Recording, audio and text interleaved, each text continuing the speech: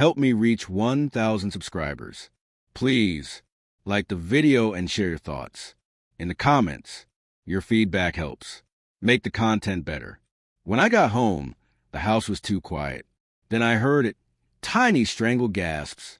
I found my daughter on the floor, clutching her throat, lips pale, her small hands clawing at the air. My wife knelt beside her, calm. Too calm. She just tripped, she said. Her voice was steady, her eyes unmoving. I didn't ask any questions. I scooped up my daughter and ran. The car screamed all the way to the hospital.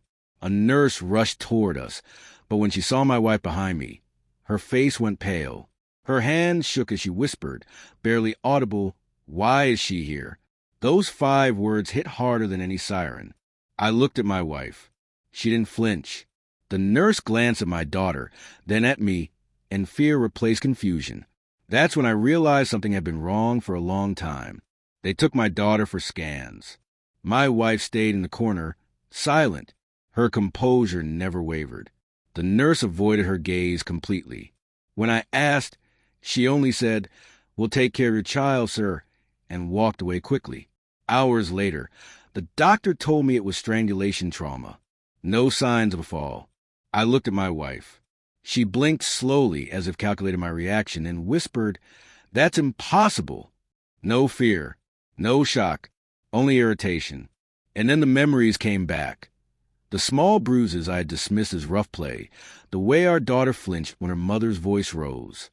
I'd rationalize it all. Love edits reality. But now the truth surged like a tide pulling me under. I thought of the nurse again, her face collapsing into horror. Why is she here? How did she know her? Once my daughter was stable, I went home alone.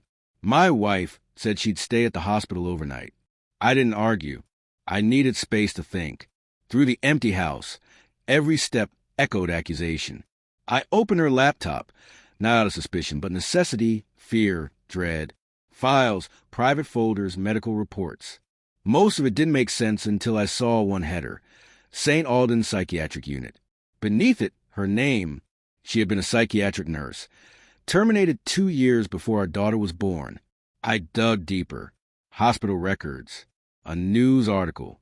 Nurse suspended after child abuse allegations at pediatric ward. The ground gave way beneath me. Her photo stared back, smiling.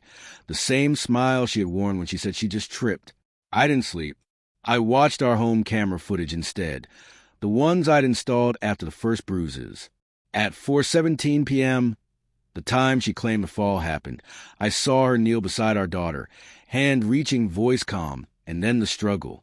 I stopped the video halfway, not because I couldn't bear it, but because I didn't need to see the rest. The next morning at the hospital, she was sitting by our daughter's bed, humming softly.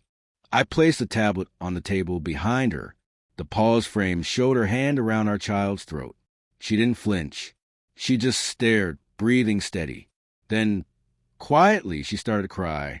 Not an excuse, but confession, spoken with indifference.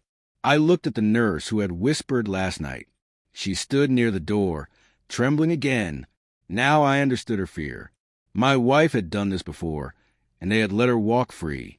I walked out, calm, silent. I didn't call the police yet. I didn't shout. There's a particular kind of power in stillness, a power she could never grasp. 2 days later, the police came to the hospital. They asked how I knew. I handed them the video, the hospital report, her psychiatric records. Nothing more. When they led her away, she didn't resist. She glanced at me once, eyes blank, studying a stranger. "Are you happy now?" she asked. I didn't answer. Her mother screamed in the corridor, the same woman who had called me paranoid months ago. No one defended her this time. I stood by the window, watching the blue lights dance across the hospital walls. My daughter sleeps peacefully now. No nightmares, no bruises. I moved us to another city. New address, new name on the mailbox. Sometimes I think of the nurse's face, the recognition, the trembling, that started it all. I owe her my daughter's life. But I also owe my silence to something else, because deep down I knew. I had seen the signs and chosen not to.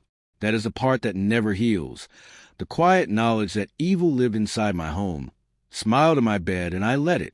When people ask about her now, I say simply, she's gone. That's enough. Because the truth doesn't need to shout. It only needs to breathe.